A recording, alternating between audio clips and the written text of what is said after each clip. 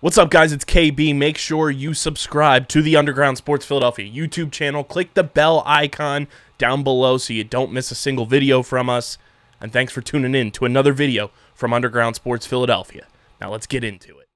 Philadelphia, baby, you're going to love it. Best sports fans in the world. Actually, the worst, but that's what makes them the best. I think it's so funny, Pitts, when we do these StreamYard shows, you and I together, or whenever we do StreamYard, and like people see myself or Dom or you or Matt coming in just like vibing. They have no idea what we're vibing to because that gets cut out in post. Oh, it makes me laugh. It makes me laugh. Top secret. Dude, you could put anything. It'd be like one of those Twitter accounts where like them dancing to this music and it's just different Ultimate songs. Vibes. And nobody knows. That Nobody knows what it is. No one knows. No one knows. One knows. It's great. What is going on, everybody? Welcome into episode number 553 of Underground Sports Philadelphia, presented by the City of Vineland. It's KB coming at you from Underground Studios. And joining me, as he always does on these week wrap-in episodes, the People's Champ, the one and only Mr. Patty Pitts. Champ of the Peeps, Renaissance man who always thinks he can, is here. And I'm just happy to always be back here in the Underground. You know, it's just a great time, especially the weekend I've had where we were at Luke Combs, and then we watched a ton of wrestling yesterday. We had our record view. Kyle, get this, record number of viewers for Pitts and Sarah's wrestling show last night. We had 17 consistently for a good half hour. Just talking wrestling, talking about our favorite guy, L.A. Knight. So things are going well, and I always love coming back here in the Underground to hang with my main peep. It's always a blast, and we got some fun stuff to talk about, and who knows, maybe we'll be going live on our YouTube channel more often now, because shout out to the people.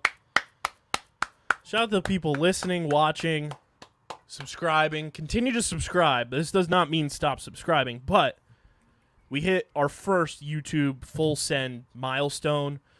We have partial monetization on the YouTube channel, which means we can create exclusive content.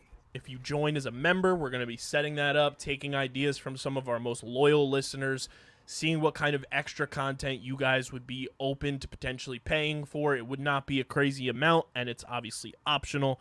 And we'll also have super chats on live streams, so that will be available. And we can also now plug our merch links right into the videos, Pitsy. Yeah. Right in there. Shout out to PHI Apparel Company. So our merch links will be available for you to peruse on all of our videos. So that's step one. So thank you guys. You know, we've been doing this YouTube thing for a year and 3 months now. We started like early April of 2022 with YouTube. I know we're super behind the ball with it because we should have started, you know, February 7th, 2018. But what did we know then? That we would turn into what we are now.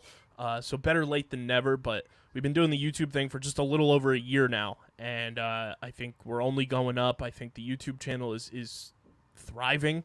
We're very close to hitting 100,000 lifetime channel views, which is fucking insane.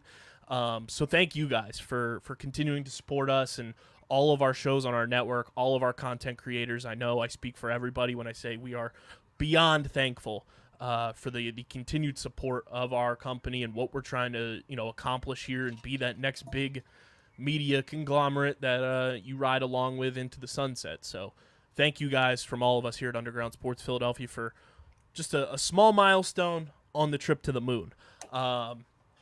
We're going to get into the Phils. We're going to get into Joel Embiid tying the knot. Do we have tweets anymore? We'll talk a little bit about that. No, they're getting the old X. That's what happens when you put it over the bird's eyes because he's killing the app. And then we'll also talk about the Eagles social admin being just an absolute icon, and I want to shake their hand. Plus, shake your hand. I want to shake your hand. I want to shake your hand. Shake your hand. But before we get started, make sure you guys are following us on the socials. We will always call it Twitter, Threads, Instagram, TikTok, Underground PHI. That's where you can find us on all four of those. Facebook.com/Underground Sports PHI and Twitch.tv/Underground Sports PHI. You can also follow Pitsy on the tweet machine at Pat_Pitts and on Instagram and Threads at Pitsy35. You can follow me on Twitter at KBIZZL311, Instagram, Threads, KBIZZLE11. Subscribe to the podcast feed, Apple, Spotify, wherever you get your podcasts. We're there. Leave a 5-star rating and review. It goes a long way for helping this show continue to grow. Helps more people find Underground Sports Philadelphia and our whole network of shows. Pitsy, last I checked, our numbers, as our good Philadelphian brethren, the Are You Garbage Boys would say, those numbers are true to roof. True to roof. Up 818% over the last 30 days in downloads. True to roof, baby. And also, got to give some love here, because we always do it on the main pod whenever we have success from our other shows. Shout out to Top Bins, bro. Top Bins, over the last week, made it on the U.S. soccer charts on Apple, made it on the Denmark soccer charts, and are still a top 100 soccer podcast in Denmark right now. And they also made it on the overall sports chart in Denmark. So shout out to Denmark. Dude, shout out Denmark. to Top Bins. Shout out to Dom. Shout out to Matt. Because those boys, that's the original spinoff show for this company. Top Bins started in 2018 as well. Then it went away for 4 years, and now it's been back ever since. So shout out to the Top Bins boys. That's incredible. They crush every single Good week. shit. Very proud of those guys, and shout out to Denmark. But go subscribe, and subscribe to the YouTube channel, youtube.com/@undergroundsportsphiladelphia. That's where you get full video episodes of this show twice a week, full video episodes of every show on our network, clips, shorts, live streams, original video content. We are currently sitting at a whopping 518 subscribers on the YouTube channel. We need to get to 600 before the end of August. That is a must. That is a must. Or I might... Here's the thing. If we don't get to 600 subscribers before the end of August, and we're going to market the hell out of this on social so that people know from your neck of the woods, when DJ and I come up to Gillette on DJ's birthday, on Labor Day for PLL quarterfinals, I may have to throw Pitsy into where they threw the tea during the Boston Tea Party. Oh, jeez. No. I know that I would get arrested. You would. It'd be a felony. You don't want the boy to go away. And you don't want Pitsy to sink to the bottom of the ocean with a bunch of tea. All right, well, I'm not that dense. Yeah, but there's a lot of tea that would weigh you. It's like the Dead Sea. It's the dead tea. Is. Yeah, and like I live over. I mean, those are my fish friends. They're over there. Not it's just food. Fish are friends, not food. Great line. I might have to get on a boat and reenact the Boston Tea Party and throw pits into whatever body of water only if you dress up like a Revolutionary War Minuteman. I'll borrow one from Gillette. I'll ask Robert. Oh, Kraft. they got tons in stock. Yeah, at Gillette. I'll ask Robert Kraft. He'll be there probably. Be like, hey, Bob. Can I call you Bob? Bobby. I gotta throw him in the ocean. We didn't get to our subscriber count. To be fair, I don't think there's anything else that the world needs. I feel like me getting thrown into the Boston Harbor would be. It's not but the peeps would giggle. That's all. But then I'd be locked up and listen. I'm not telling you to do it, or I don't want you to do it. But I'm a man who knows what the peeps want, and they want to see Patty Pitts get either thrown into the Boston Harbor or some ridiculous thing happen and go. Something ridiculous will happen if we don't get to 600 subscribers before the end of August. Yeah, come on. And ridiculous means not good. Not a fun ridiculous. No bueno. But if we get to 600 by the end of August, good vibes. But we also need to get to 1,000 before September 4th. Otherwise, DJ's got a one-way ticket to Alaska. That's so tough. It's tough. We're 482 away. It's a long uphill battle. Oh, not great, Bob. Not great. Not good at all. So go subscribe to the YouTube channel, youtube.com/@undergroundsportsphiladelphia. And like I mentioned, this show is presented by the City of Vineland, and the City of Vineland Municipal Calendar features city-organized, city-sponsored, and city-affiliated events that are of public interest. The calendar, which is accessible at vinelandcity.org, is a good way for residents and visitors to build awareness, remain engaged with city government, and participate in local events. You can also follow the City of Vineland on social media via their Facebook, Instagram, LinkedIn, and YouTube pages. And through these tools, you can stay connected to the community and get important announcements about programs and services offered by the city. Vineland, New Jersey, where it's always growing season. And big thank you to Security 21 Security Systems and Paul J. Gillespie Incorporated for their continued support of this podcast. Pitsy, let's get into the fight in Phils. We are a week away, effectively, from the trade deadline. And the Phils, they got lucky. And it's brought to you by our awesome merch partners over at PHI Apparel Company, the best merch partners in the game. There's no doubt in my mind, in Pitsy's mind, in anybody's mind, that you're going to stand out in the crowd when you're rocking your merch from PHI Apparel Company. Football season's right around the corner. Get your Philly Dog shirt. I swear, that shirt is going to do numbies once football season is closer. Well, yeah, Philly Dogs, because we are dogs. The Eagles got that dog in them, and we got a bunch of Georgia Bulldogs on this roster. So go get your Philly Dog shirt. Go get your Underground Sports Philadelphia logo shirt. Hoodies available. Get ready for the colder weather. Streamer season merch. Outside the Box podcast merch. Top bins. Plus, top bins, streamer season, and getting the whole merch is all first edition merch. Those are the first of their kind. So you can be one of the first people to own merch like that.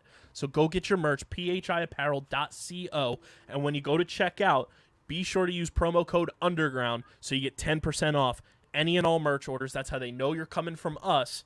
So go get your merch. It's the most effective and direct way to support everything we're doing here. Plus, you look classy. Who doesn't want to look classy in Underground Sports Philadelphia merch? When you get it, tag us, tweet at us, post it. We'll repost it everywhere. Go get your merch, phiapparel.co, code UNDERGROUND, 10% off. Pitsy, the Phils did some interleague playing over the weekend, and it was not great, and I have a fun, ridiculous stat for you. Oh, I love fun, ridiculous stats, Kyle. Phillies are now 0-3, I believe. Whatever the numbers, they are winless this season on fireworks games. Post-game fireworks happening at the ballpark, no matter where they are. Phils are winless. Now, here's my question. Are they teasing these fireworks shows before the game? Like, stick around for post-game for the fireworks show in center field. Like, are they doing that? Probably. Or is it like... Well, 2 of the fireworks shows happened this weekend in Cleveland, and the Phillies lost both of those games. Oh, my God. Lost to the Guardians? That's tough. 2 out of 3 of the Guardians. One of them was... Both of those games were very winnable, especially the second game. We lose 1-0 on a defensive miscue by 3 professional baseball players just not communicating and tracking a ball down, and it scores the one singular run of the game. Luckily, we salvaged the series yesterday in extra innings. And luckily, the teams in front of the Phillies in the standings have also just been on an absolute slip and slide towards Major League Baseball hell, because the Marlins have lost 8 straight. We're back, Marlins. We're back. The Marlins have lost 8 straight. The Giants got swept by the stolen franchise Washington Nationals, which is the Nationals' first sweep of a series since 2021. Bro, that's 2 years. Effectively. Because I think it was June of 2021, their last sweep.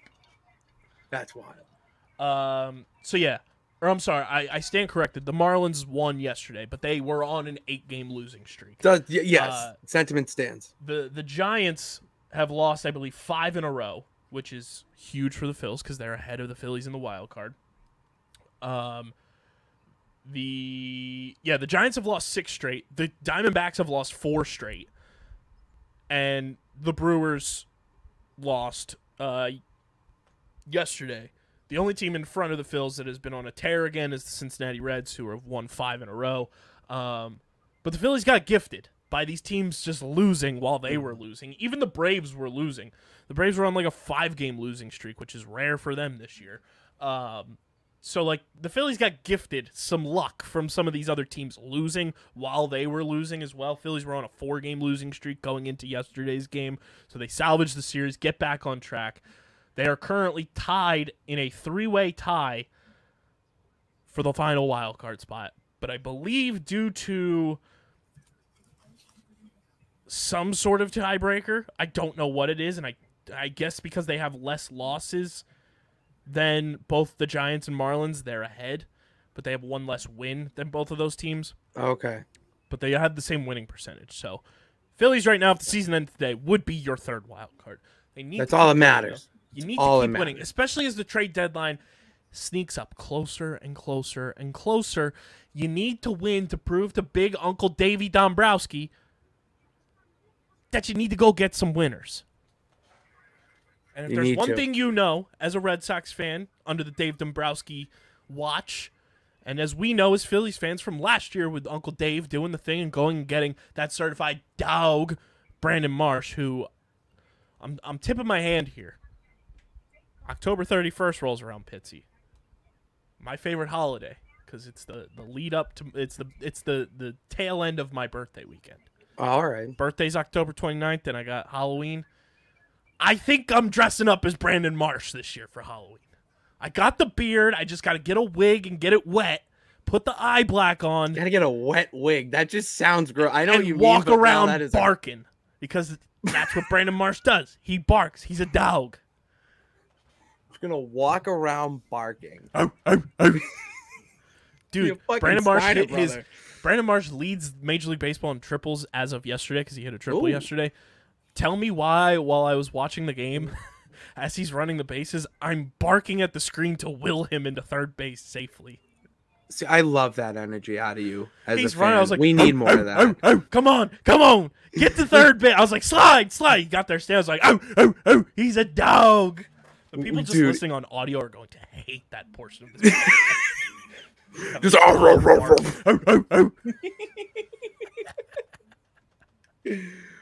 we can slap Abby up here. I love Brandon Marsh, but yeah, I'm heavily considering going as Brandon Marsh for Halloween.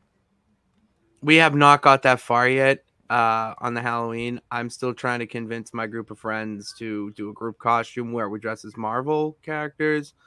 They're not that crew that would, but thank God we have the peeps in the underground for when we do get an HQ. They would. So we have to still table that idea. So, or wrestlers. I want to go as like a faction so bad. Just anyone. I'll dress up as anything. We need to make it happen. Fair and just. Trade deadline rumors are swirling though. Apparently, I'm not a fan of this move whatsoever because I think he's a very selfish player. I think he's a losing kind of player, and I just don't think he would fit this clubhouse for the Phillies. Apparently, Tommy Pham is on the radar for the Phils. If you remember, Tommy Pham's fantasy football league that he was in, and he punched Jock Peterson. Oh, yeah, that one. Yeah, football league. And remember Blake Snell's iconic live stream. We traded Pham for Renfroe and a slapdick prospect. I just don't want Tommy Pham on this team. I don't think he moves the needle for the Phillies getting any further in the playoffs. If you want somebody that's going to help you, you go get Cody Bellinger. You go get Hunter Renfroe. You go get, if you want to push your chips all in, you go get Juan Soto. Like, that's the kind of move that you got to make. How possible is it for the Phils to go get, like, how realistic? I think that's a better word. I'd say it's a less than 5% chance. Okay. I don't see it truly. I don't think the Padres will trade him unless they get blown away by some sort of offer.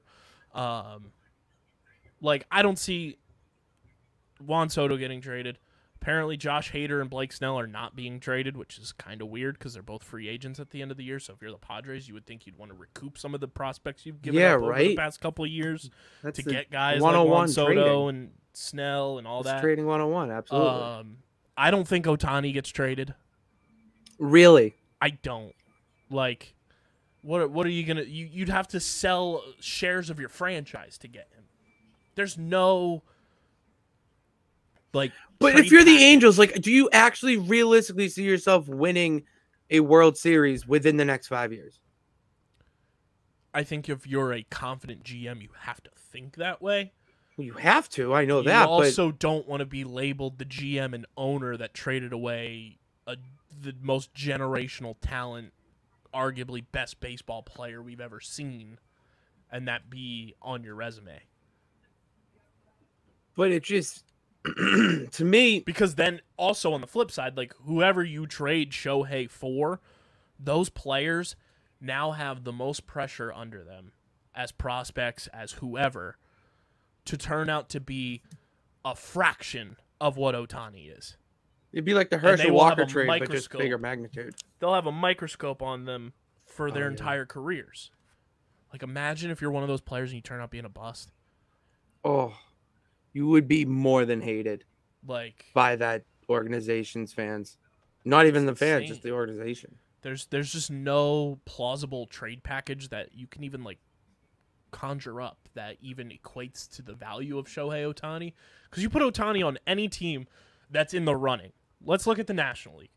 The Braves, Dodgers, Brewers, Reds, Diamondbacks, Phillies, Marlins, Giants. Those are the teams that are pretty much in the mix right now in terms of like teams that should be buying at the deadline, will be in the playoff mix in September.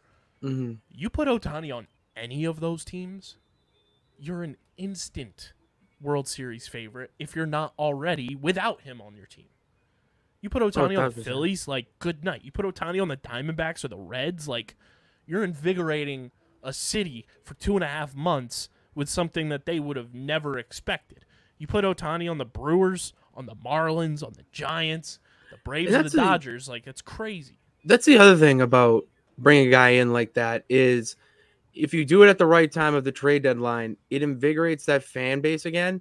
That's where baseball games are low-key won in the latter months of the season, are when the fans are, you're in front of your home crowd, it's loud, and they're all bought in. I mean, I feel like of all people, you could attest to this with the Phillies last year. So to go and get a guy like that, it seems like a no-brainer. But if you're the Angels, my only issue is he going to resign? You lose all of that down the stretch, too. Like, you trade Ohtani, there goes your Ohtani jersey sales, your Jersey sales, any type of merchandise in your store. Too. You lose all of that revenue on top of people are not going to come to the games anymore. Trout's injured. You don't have Ohtani. You have nothing to market to your fans in a market that's already so desolate in Anaheim that if you trade Ohtani, your marketing for your team is kibosh. Like, you're done. But they don't have anyone other than those two that elevates them into a legit contender. There's nothing except for my baby boy Mickey Moniak, who's doing the thing against right-handers, but don't look at his left-handed hitting stats, Phillies fans. See, there you go. Two sides to a coin. And it just seems like there's always guys like this that they got one thing going for them that's pretty solid, and then the rest of the game is just below I also mid. think if you're Ohtani's agent, like, you have to hope that there's a trade, but even if there's not, you're going to hit free agency. That's my thing. Is that any team that decides they're going to bid for Ohtani in free agency, the bidding's probably going to have to start at like $600 million.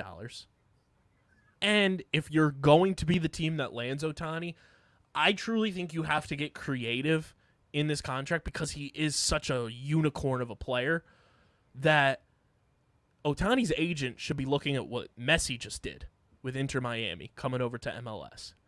And how Messi gets a portion of jersey sales from Adidas and gets a portion of new Apple TV subscribers with the MLS season ticket package. To be fair, on top of pay for him. Okay, that makes sense. When Messi retires, he gets ownership stake in the club. I think if you're going to sign Ohtani, you have to get creative like that because there's no other contract in baseball that would be like that. You're signing a guy who right now has 35 home runs. It's not even August. And he's also got almost a sub-3 ERA on the mound. Like, he's going to lead the league in strikeouts as a pitcher and potentially lead the league in home runs as a hitter. There's no feasible trade package for that. There's no one. He's the reality version of Pablo Sanchez. Yeah, but better. Like he just. Well, yeah, yeah, obviously better. I mean, look at that swing. The only other swing that I find comparable in the perfection element is Ken Griffey. Yeah. Like Ohtani's swing is so smooth. I was watching Sunday Night Baseball the other night, and he hit one, and the sound of it, dude, when he bat flipped against the Yankees. Oh, wow. I loved it. Loved every second of it. It was so, and like the craziest part about that was like it was not a no doubt about it home run either. It barely cleared the fence. He was just so confident that he was like, boom. That's what got it over. He's unreal. But if you're the Phillies, you got to go and approach this, go and get a Cody Bellinger. And then on top of that, I think you also have to kind of approach this trade deadline. Shout out to my good friend, Alex Carr, who covers the Phillies really, really well. Follow him on Twitter at Alex Carr MLB. He said the Phillies should approach this trade deadline similar to what the 2021 Braves did. Not going out and getting the flashy names, but collecting 3 or 4 guys. Because what the Braves did in 2021, they went out and traded for Jorge Soler, Eddie Rosario, and Jock Peterson.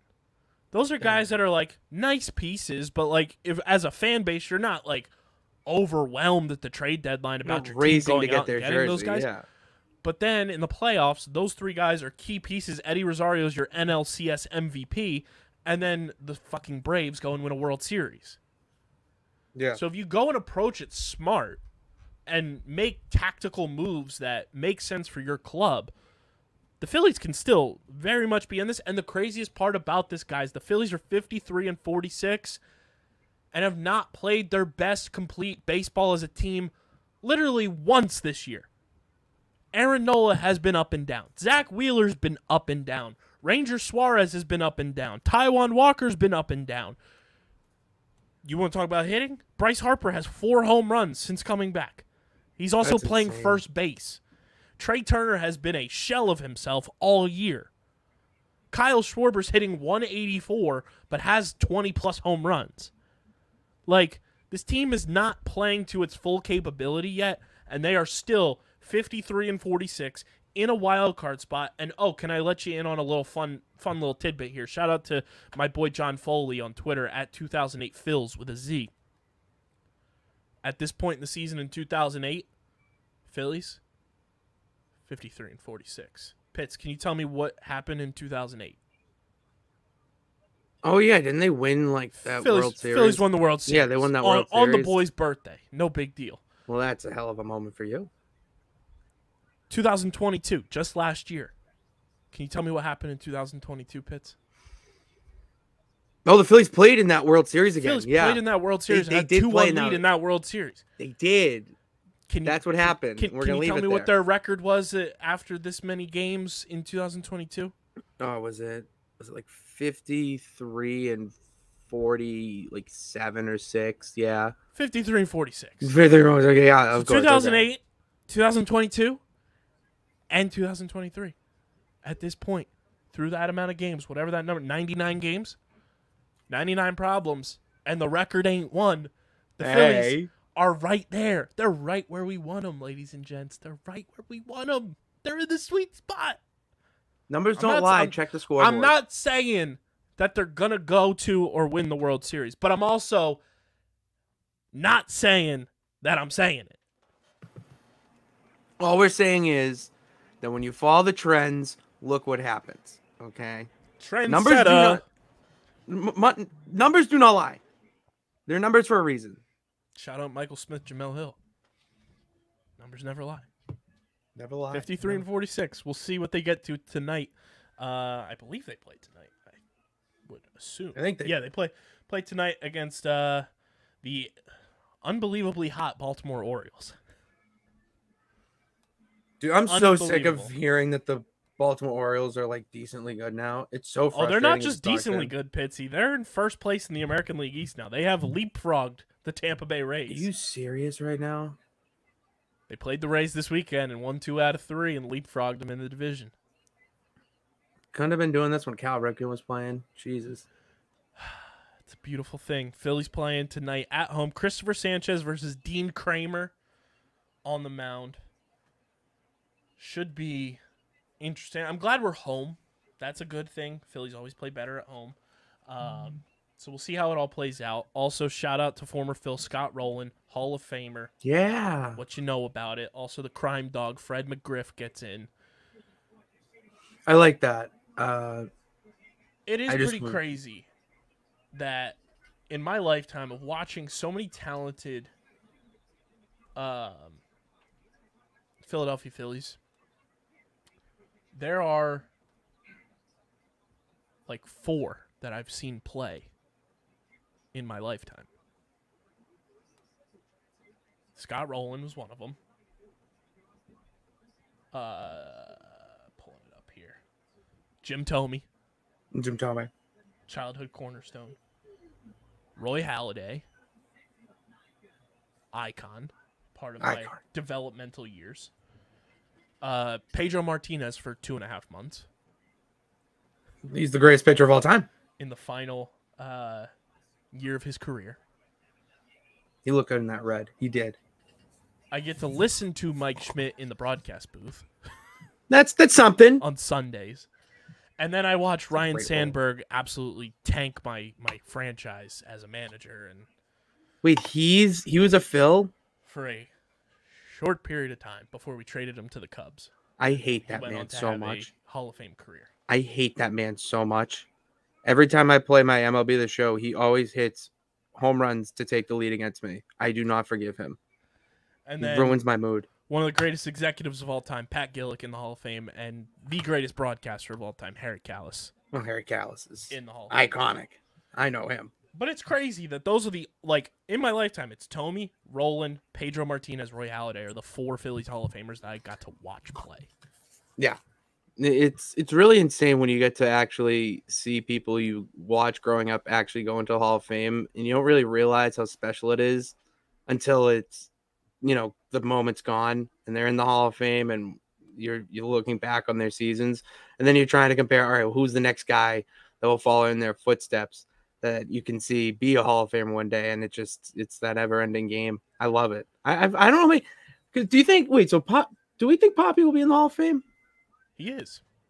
That's what I thought. Okay. Yeah, he's in. So yeah. I do have the list of 2024 potential Hall of Famers. Love this. Are you ready for this? This is going to blow your mind because it is our core childhood memories of baseball. So just missed out on getting in this past year. Todd Helton, I think he gets in. Colorado Rockies legend. Mm-hmm. Billy Wagner, I think he gets in. He got 68% of the vote last year. I think he gets in now. Andrew Jones, I think he deserves to be in. He got 58% of the votes on the ballot this past year. Gary Sheffield should be in. Absolutely should be in. 55% of the vote this past year. Carlos Beltran. Yes. He got 46.5% this past year. Again, should be in. You're of the same ilk as me. Like, you don't care if the guys did steroids. No, steroids legitimately brought the story of baseball. And if Bud Selig is in the Hall of Fame, the steroid-using player should be in the Hall of Fame.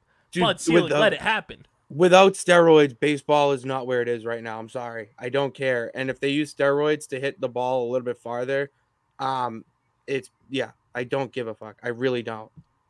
So I think you'll agree, even though you hate this guy from his playing days, and I do too, Alex Rodriguez should be in the Hall of Fame.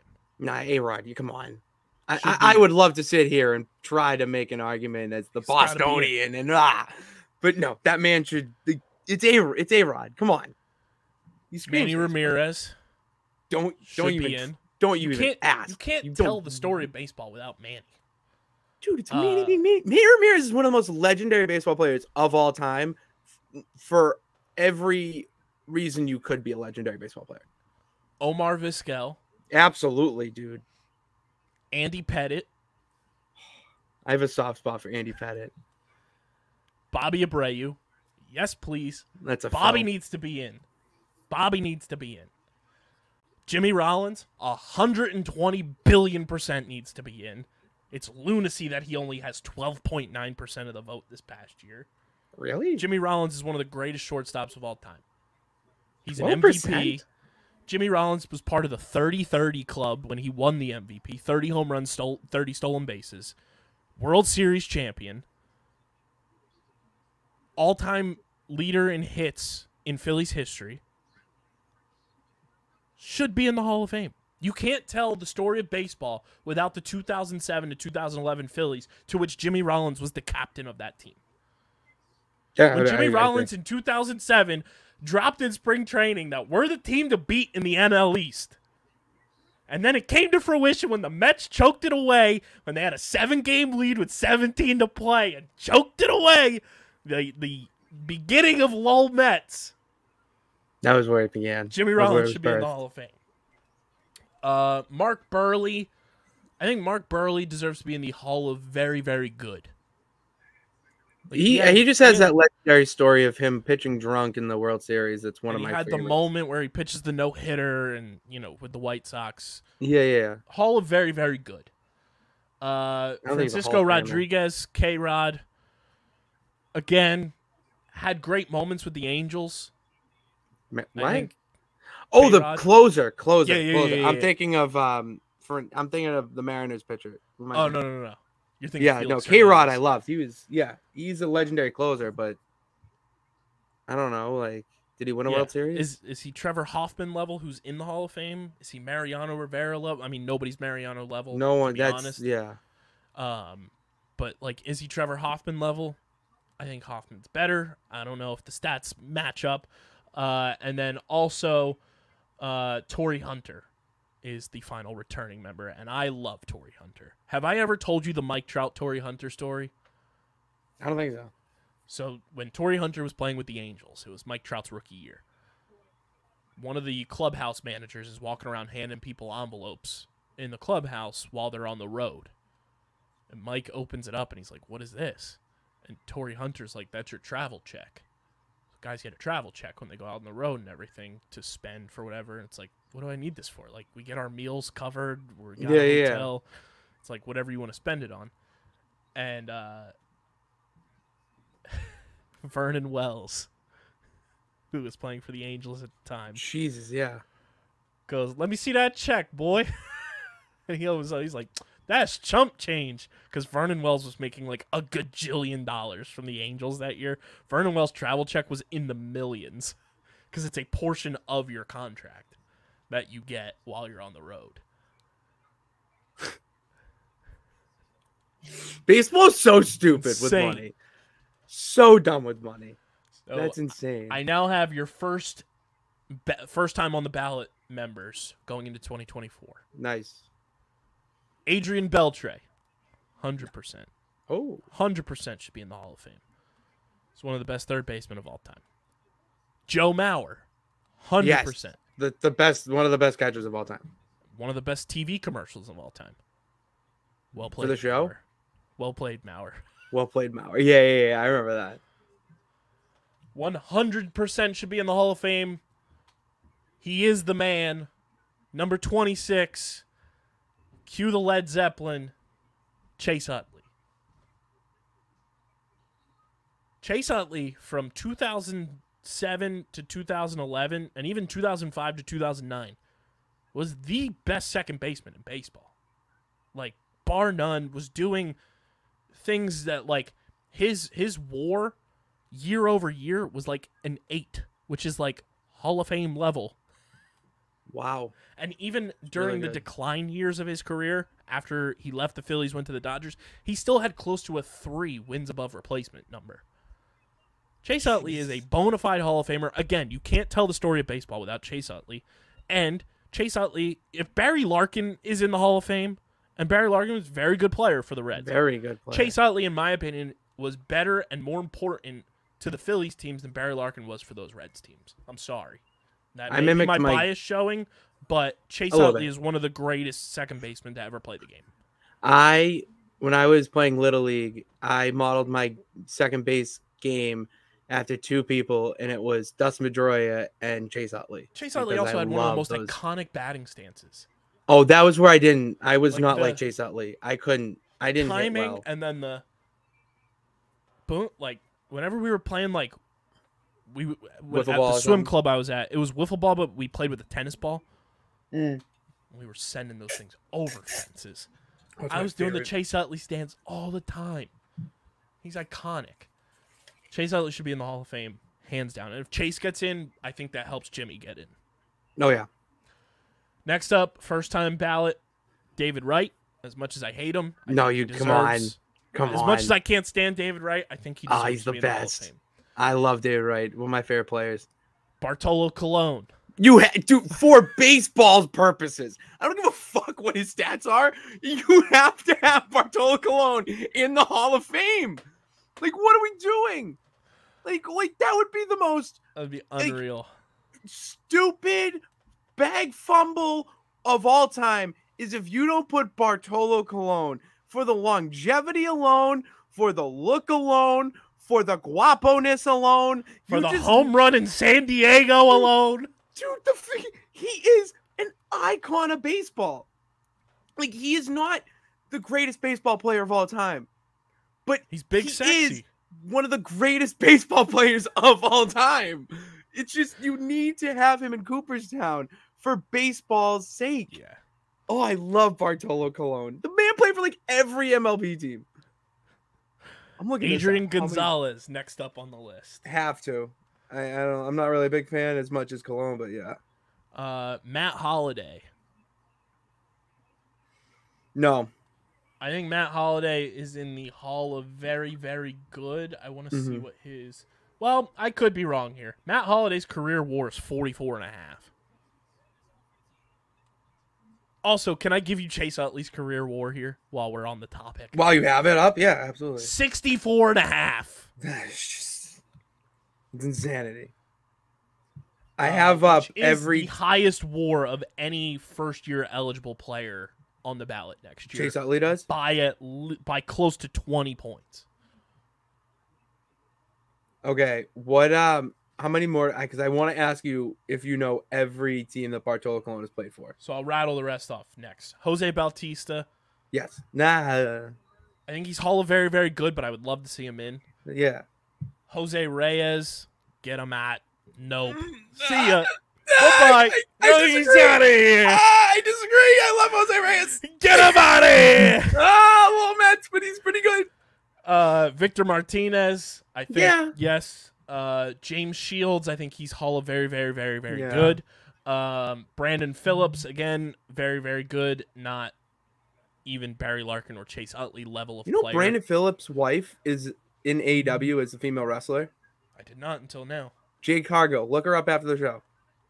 But when I'm comparing Utley to Larkin, because Larkin is like that borderline of second baseman Hall of Famers, Chase Utley is leaps and bounds better than Brandon Phillips, so I don't think Brandon Phillips gets it. Denard Span, very fun player. Don't think he gets in. That's a good Chase word to Headley, Giovanni Gallardo, Doug Fister. Damn it. Brink Bonk Bump is later. Brad Ziegler, Ryan Madsen, Phil Hughes, Brandon Morrow, Chris Tillman, Jim Johnson, and Santiago Casilla. Those are your first-year eligibles. I think there's a lot. I think we get a big induction next year for the first time in a long time. We should, dude. We should. And I'll tell everybody this. If Chase and Jimmy get into the Hall of Fame next year, Underground Sports Philadelphia's going to Cooperstown. We have to go. We're going to Cooperstown. We have to go. I've never for been, that. first of all. It's awesome. Those are the boys. I will awesome. be there to watch Jimmy and Chase get inducted together. Dude. And then do absolutely. the handshake that they did at the World Series, recreating what they did on the field. Yeah, I agree with that. Gotta be there. Before we get to Bartolo Colon's roster of teams, let's talk about our friends at Tomahawk Shades. Yes. The best small batch eyewear in the game, who now have an app available for you to download. Go to your app store, Google Play, download the Tomahawk Shades app, and when you download the app, you can claim a free pair of sunnies, free pair of shades just by downloading the app. You can also go to tomahawkshades.com or in the app, peruse their sunglasses, blue light glasses, prescription lenses, all that good stuff. They're the best in the game for a fraction of the price of the big retailers. And when you check out, use code USP for 25% off your order at TomahawkShades.com. It's code USP at TomahawkShades.com for 25% off your order. Pitsy, let's talk Bartolo Colon's teams. Okay. I want you to try to guess as many as possible. Can I get a number of teams? 11. Okay. Still not as many as Edwin Jackson. How many do you have? Like 17. Are you fucking okay? Still 11's a great number, but that's just absurd. Okay. I know a lot of Bartolo's teams. Angels. Yep. White Sox. Yep. Mets. Yep. Those are the three I knew off rip. You're missing a pretty big one. It's where he spent the most time of his career. AL or NL? AL.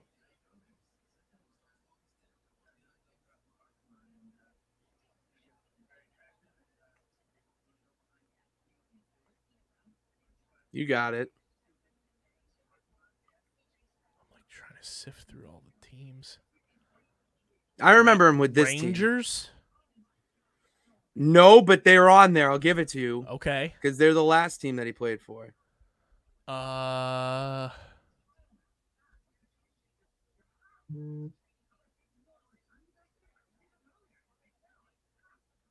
He didn't pitch for the Yankees, did he?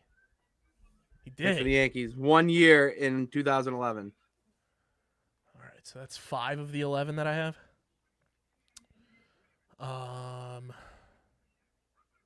Dodgers? Nope. Am I still missing this big AL team? Yeah, you're missing like the big because this is the one where I remember him like starting out. Pitch for the Red Sox? He did, but that wasn't the team I'm thinking of. So he gets 6. Twins? 2008. Twins are on there, but that's not the one I'm thinking of. Okay. I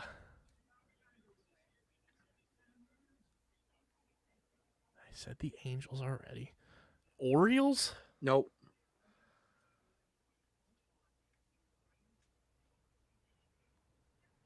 Said the White Sox.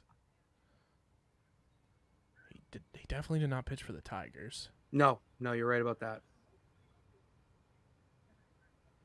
Cleveland. Yes. Cleveland. That's where he started. He played from 97 to 02. Was he an Expo? He was an Expo. That's the other one. So you're missing 1, 2. Yeah, 2. Was he a Marlin? No. 1, 2.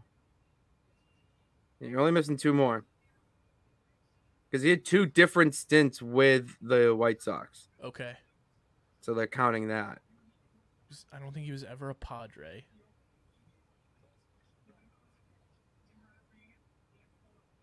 Wasn't a Diamondback. You're warm with location.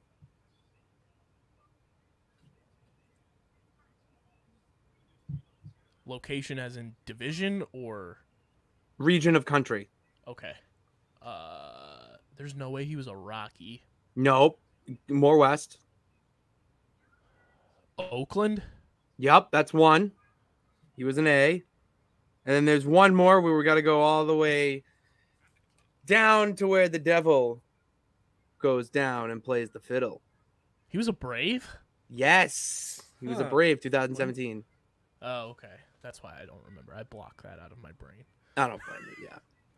That's not bad. There. That's not bad. I'll give you that. That was pretty impressive. The Indians one is where I remember because I had MLB 02 and he was just the best pitcher to play with. Know who his teammates with in Cleveland? Manny? I think, or no, who he was traded for.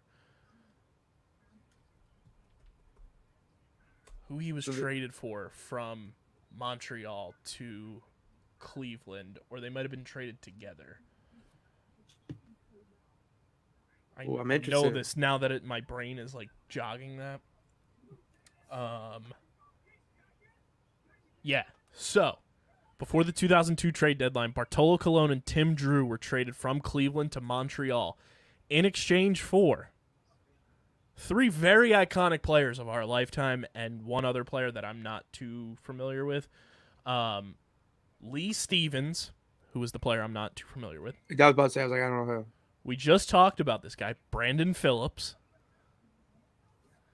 And 2 prospects that go by the names of Grady Sizemore and one Cliff Lee. That's an iconic trade. That is a very iconic trade to look back on. Wow. Grady Sizemore was an Expo. Yep. That's so was Cliff interesting. Lee. They were prospects Cliff of the Lee. Expos.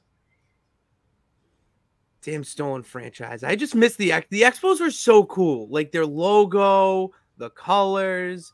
They looked like they were Cubs and Phils mixed together with their jersey and the pinstripes. Pedro pitched for them. Vlad Guerrero hit for them. Oh, I miss the Expos. Still my favorite jersey to this day.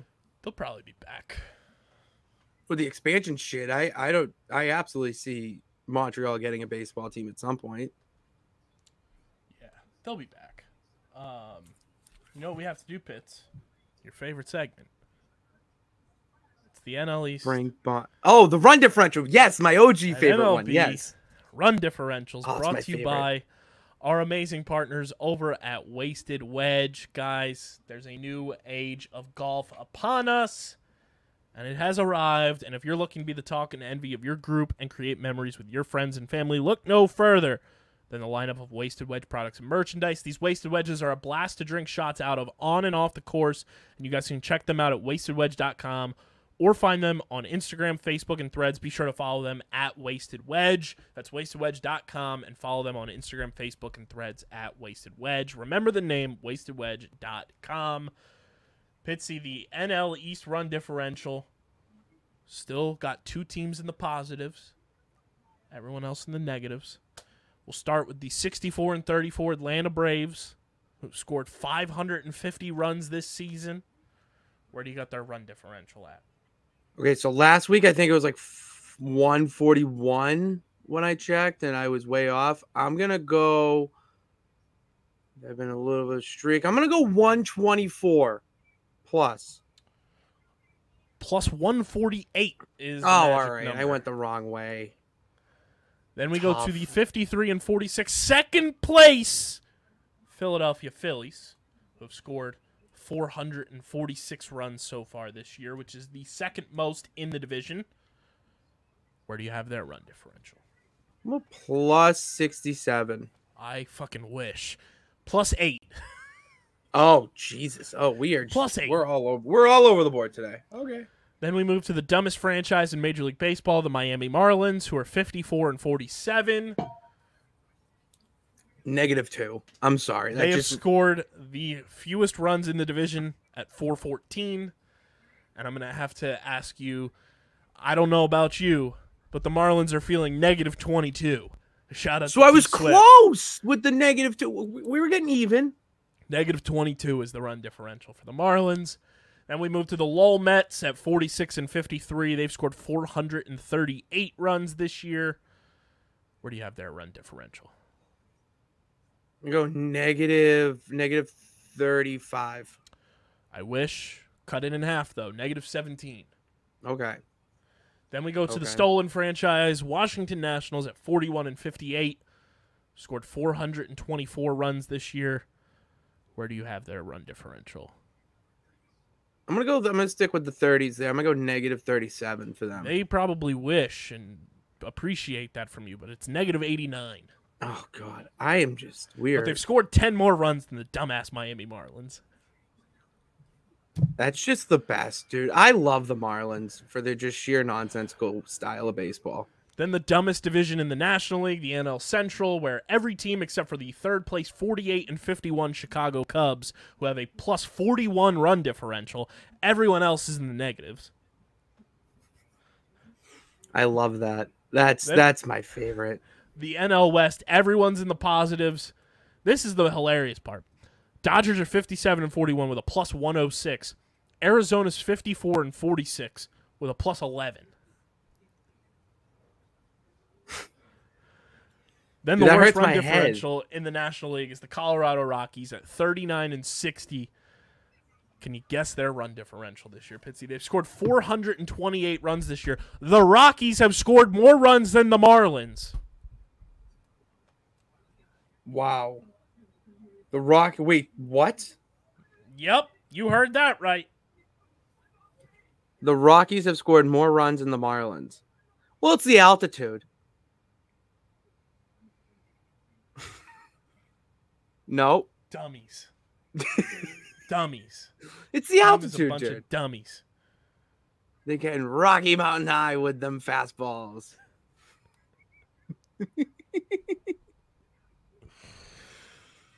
I hate it.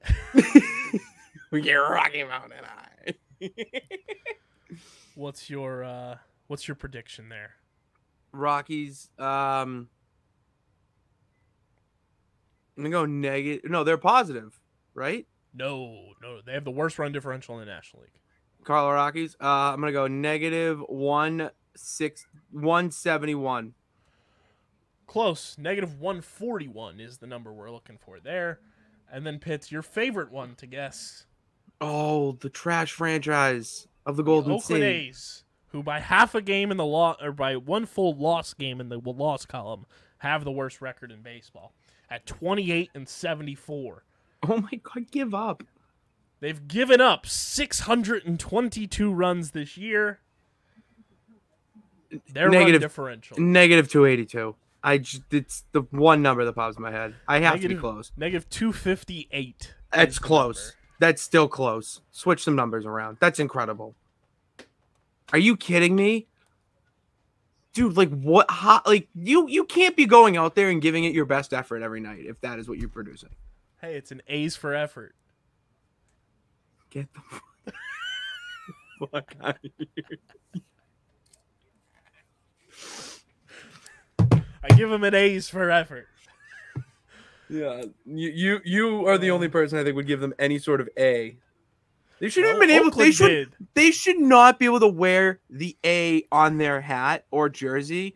They should be only wearing elephants because they're just the biggest elephant in the league that needs to get the hell out of here. Okay, they don't deserve the A on their jersey. They deserve the Horton elephant right there because they're basically a fucking Dr. Seuss franchise. What if their hats just had a trunk coming off of it? That would be a lot better than their goddamn play on the diamond. So they just had Dumbo ears. Dude, that's what they should just make a full fools themselves with the ears, go crazy with it. May spark some wins. It's insane. Ugh. Just never forget, like an elephant, the Oakland A's took a series from the Atlanta Braves this year. That's fucking incredible. Dude, the A's beat the Sox! Yeah. In this series, they went 2-3 against the Sox. I was like, you kidding me? And then your stadium flooded. Dude, yeah, my friends were there. I was waiting to see a video of you surfacing. Dude, that's a lot of people were claiming for it, but I was tuckered up here. I saw a video guy that watching said, wrestling. Somebody said there was the guy, did you see him shirtless? Oh, yeah. Slip and slide. They said if he has any open wounds, he has about 24 hours to live. Nah, he loves that dirty water, man. Boston is his home. Filth. You absolute scumbags. Dude, I rep. Come on, look at this. Dropkick. I rep it. These are my people. Certified scumbags. That's your run differential breakdown brought to you by our friends at Wasted Wedge. Joel Embiid got married over the weekend to his longtime girlfriend, fiance, and DePaul. Some interesting photos surfacing from the wedding of who was in attendance, who was not in attendance. From what we have gathered so far, Tyrese Maxey in attendance, George Niang in attendance, Tobias Harris in attendance. Good. And who was the other person in that photo? It was those Was it B-Ball Paul? No. But we haven't seen any photos to confirm nor deny if B-Ball Paul was there or invited. Okay, so we're not going to comment on that. I'm just trying to guess Sixers players. Trying to pull it up here. Who is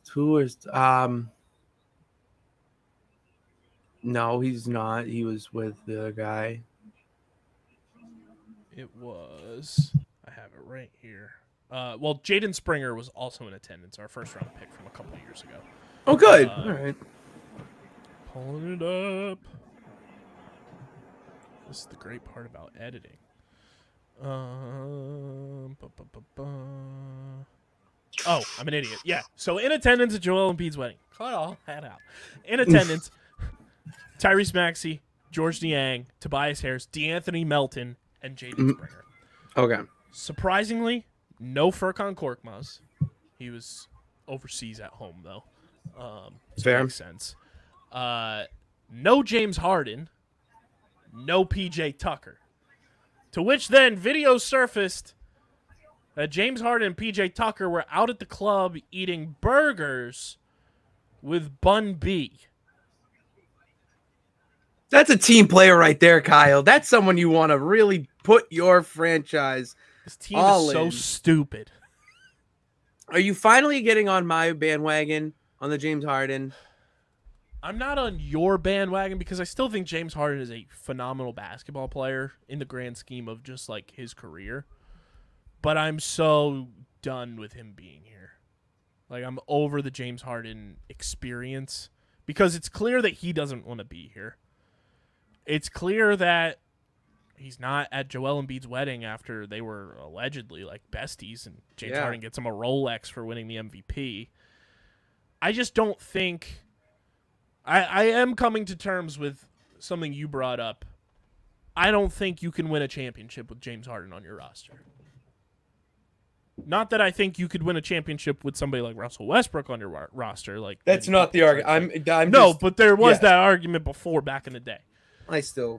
But we're James Harden. At this point in his career, you can't win a championship with James Harden on your roster. That's why I carry this, Kyle. That's why I carry this, because I know things that the regular commoners don't, and finally being vindicated by you just makes me feel all that much better.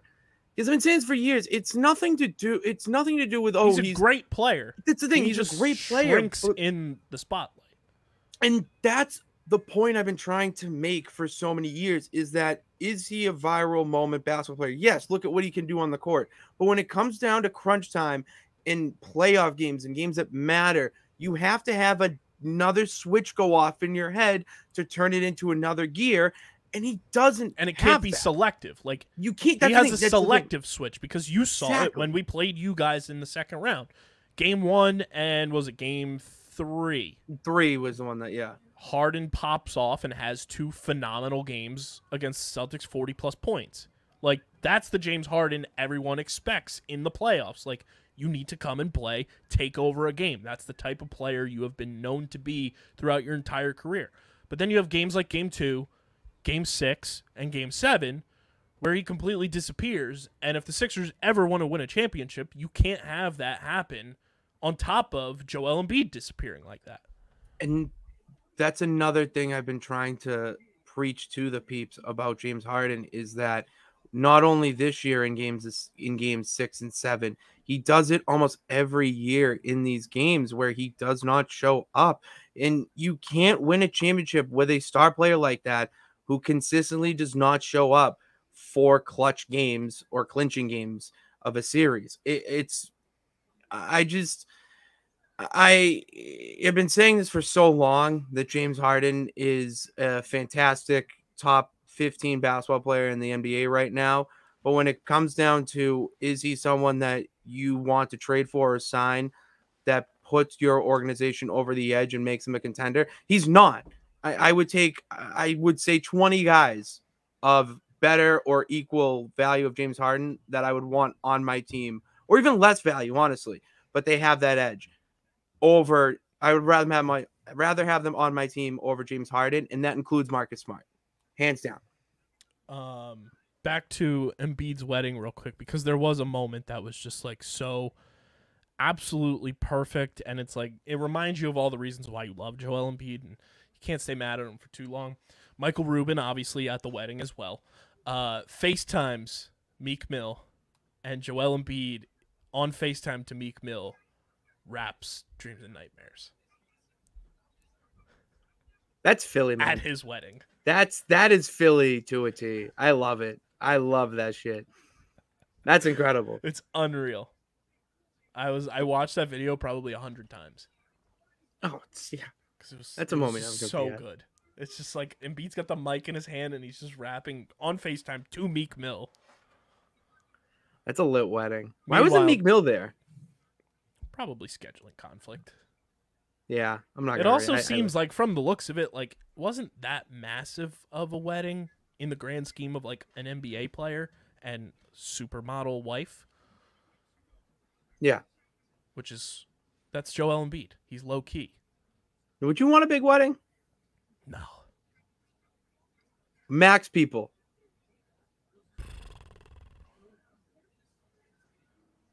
Kind of whatever my sister and Matt had was like perfect. Okay. I don't know how many that was, but it was like perfect.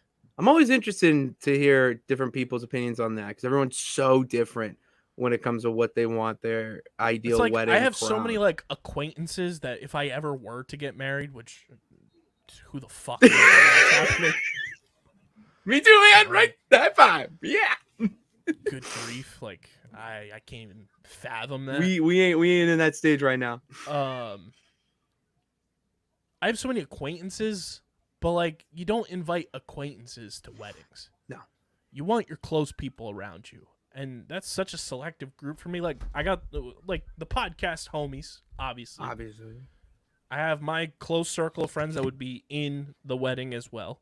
Mm-hmm. And then I have other close friends that are scattered around the country. But then outside of that, like, it's picking and choosing. Like, okay, that's the other thing that I like thinking ever about getting married. Like, I would hate being that guy being like, yeah, I gotta leave this person off the list. I'm such an inclusive person. Oh, true. And that I'm like, that comes in. Like, I can't invite this person now. I'm leaving them out. Like, yeah, and then you get it's who do you send the save the date to? Who do you send the invitation to? Who's the B plan of people you can't invite because people said no? I would go with, for me, I would say 200. Oh, that's massive. That's so. I'm a pretty fucking popular person, Kyle. Do you not understand how many? Dude, do you not understand how many people in my family and I know? We know a lot of fucking people. And I mean, they're not just like acquaintances. They're our peeps. I mean, Pitsy Palooza, for God's sakes. That almost in my backyard. That backyard at Max was like 30. At Pitsy Palooza, the finale of my parents' era of it, I think we had at least 55 people in my backyard with live music, and it was incredible. And I have people ask me, when are you gonna throw another Pitsy Palooza? I'm like, listen, I got to start planning it now because my parents can't take that over. So now it's got to be the era of Patty Pittsburgh. Are you a church wedding guy? I am not a church wedding guy. No. I went to Catholic school for my entire life. Okay, I know, free from those shackles. I know all their secrets and stories and all that. Okay, he's great. Love the man above. But your people down here gotta. I am not a religious person. I'm more like spiritual vibes, if anything. Yeah. No fucking shot. No, I want a beach, if anything. I'd rather a beach. My brother got married on a mountain. Beach, like, that was cool. I did a beach wedding. My cousin got married on the beach last year during Game 1 of the Wild Card Series, and that was an all-time. What a dick! Like, no, it was like the wedding was planned before the Phillies got into the playoffs. Clearly. And the amount of times I bounced back and forth from like different spots to entertain the vibes of the Phillies doing well versus not. Like, I'd be standing in a spot, Phillies would be getting on base, doing things, and then I'd have to move or whatever, and then they would stop and be like, I need this seat back. Yeah. Oh, you're big. See, me too, with the luck. Like, you got it. I'm not superstitious, but I'm a little fucking stitious. I'm a little stitious, Kyle. Little stitious. I wouldn't mind getting married at a golf course either. Yeah, I don't know what I would want. It's up to the wife. That's why it's their day. Who? I'm just there to say the right name, and I do, and then maybe some original vows that my little heart desires. That's all I'm there for. And then Weddings obviously just to give me entertain the peeps. anxiety, man. I got 2 weddings in December of homies. The boy Dom is getting married Nice. to his amazing fiance Monica, and then the OG producer Tyler Steinbrun getting married the week after. Jesus, that's a back-to-back. Weddings give me so much anxiety. Dude, the only weddings I've been to have been my brother's, which I was the best man for. Had to give speeches. Incredible. I couldn't even fathom. And then I went to my cousin's wedding down in South Carolina last April. It was incredible. Yeah, during the draft. During the draft, where I was just Sent in absolutely videos. shit-cocked at a raw bar, just eating oysters and other seafood. And it's like, oh, shit, the Lions did this. All right, video time. So what's going on? Not a pelican, a lion. Why? And then my cousin got married, and then I officiated my best friend's wedding last October as well during the NLCS. That was one of the most nervous days of my life. I was asked to calm myself down the entire ride down to Cape May, which is about an hour from my house down the shore. I was just on repeat blasting Bryson Stott's walk-up song because the name of the song is A-OK. Whatever works. And I had to put it on blast, and I was just singing out loud because my stomach was churning. I felt like I was going to shit myself. I was so fucking nervous to officiate that wedding. Dude, I have to officiate James and Riley's wedding because I'm the one who introduced them. I just got an email from the thing just in case I needed it. I'm 9 months Reverend KB. Reverend KB. That needs to be a character at some point. That just screams a friend of Delco Danny. 9 months. 9 months a Reverend. Good for you, man. It's free. You only have to pay for the certificate, which I wasn't fucking doing that. It's like $30. You don't pay for love. You can't buy me love. I just make my own certificate. Yeah, we have Canva and all those fun apps. But yeah, congrats to Joel. Very happy for him. I know, him having a family is a huge part of his life. So cheers to the big man, the process, the MVP, Joel Embiid.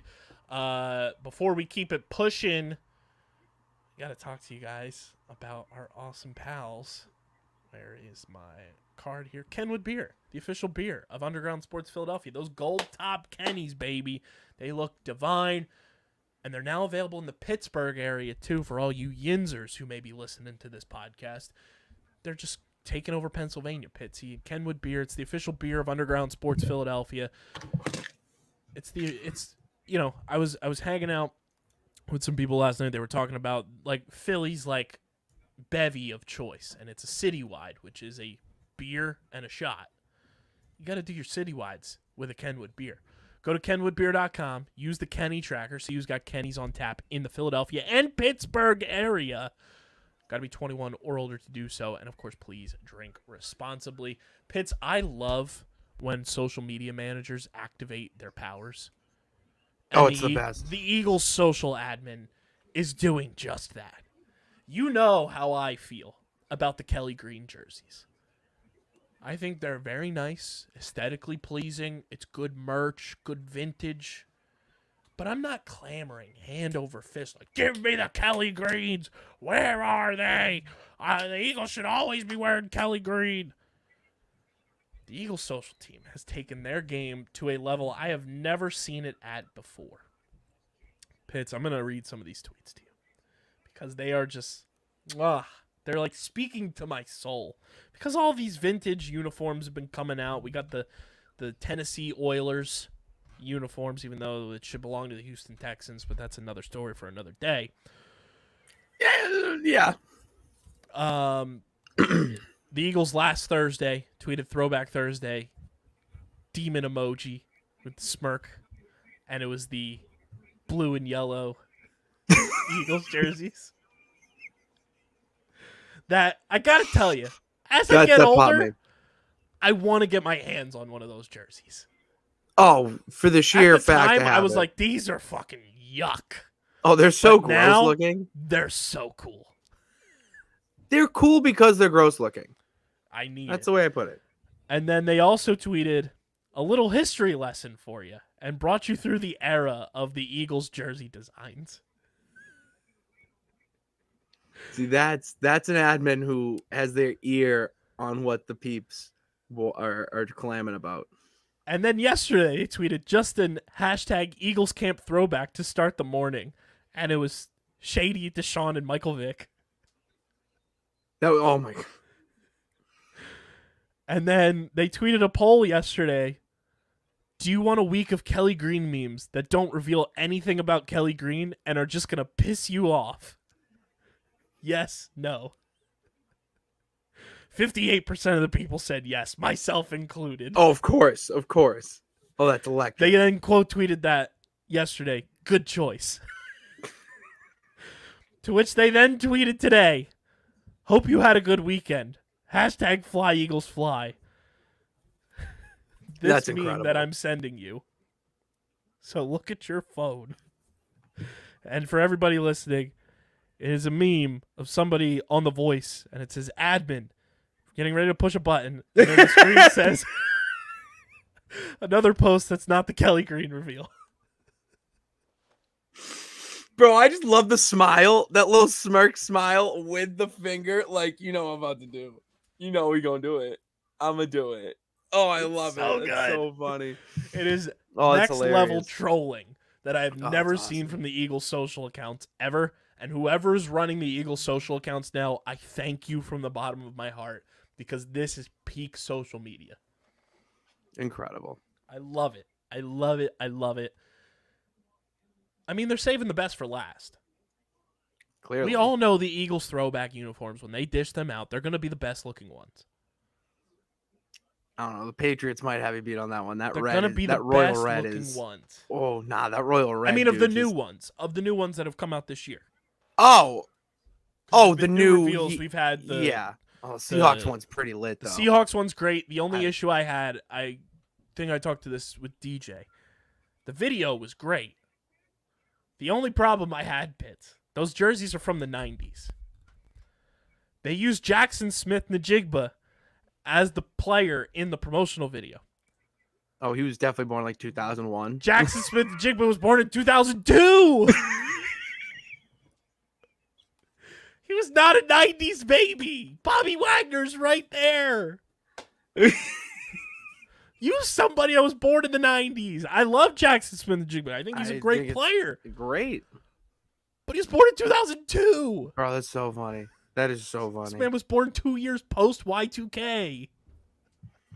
Jesus, that's fucking hilarious. We had those. We had the Bucks creamsicles. We have the new Oilers. We have whatever the fuck the Colts are doing. Did you see those? Dude, I've tried to look away at those. I've seen like variations. I'm just like, this is not so it. bad. They're so bad. Another L for the Colts. But they're just saving the Eagles best for last. So Hands down. there it is. Also, recording this, it's the OG CFO Margie's birthday. Happy Go. birthday. She's the best. Couldn't be luckier to have the mom that I have, being supportive and supporting everything we do here, and just having the most badass mom on the planet. Like when I was on a field trip in 4th grade, my mom climbed a tree to get a Frisbee out of the tree for us. Can't top that. You can't top Mom that. is the That's a best. super mom. I've got the best mom on the planet. Sorry to everybody else's moms. My mom's the GOAT. Shout out to my mom. Happy birthday to the legend. And go wish her a happy birthday on all the social media platforms because she deserves it. Go do it.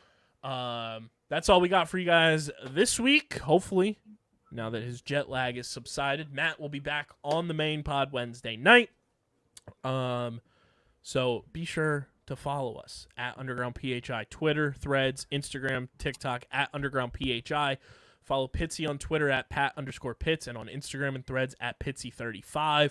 Follow me at KBIZZL311 on Twitter, KBIZZLE11 on Instagram and Threads. Subscribe to the podcast feed, Apple, Spotify, wherever you get your podcasts. We're there. Leave a 5-star rating and review. Goes a long way for helping this show continue to grow, helps our company grow, helps more people find all the podcasts on our network. Go subscribe.